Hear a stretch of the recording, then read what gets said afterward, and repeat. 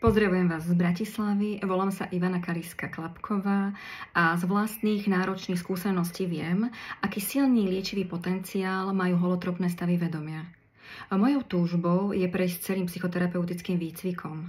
Vždy ma najviac zaujímali v rámci ľudského života začiatok, narodenie, rané detstvo a záver života. Pred niekoľkými rokmi som založila škôlku, kde sa venujeme okrem pedagogickej stránky aj psychologickej. Napríklad mindfulness aktivity máme na celkom vysokej úrovni, robíme ich každodenne a snažíme sa veľa pracovať aj s rodičmi. Momentálne cítim potrebu pracovať s ľuďmi v závere ich života. Z vlastných skúseností i ťažkej choroby viem, aké náročné je zmieriť sa s faktom, že umierame. Prešla som si sama všetkými štádiami a cítim silný súcit s ľuďmi, ktorí prežívajú extrémne stavy, situácie. Cítim sa v tejto oblasti ako doma a je mi veľmi blízka. A viem, ako je táto oblasť zanedbaná v našej krajine a chcem s tým niečo urobiť.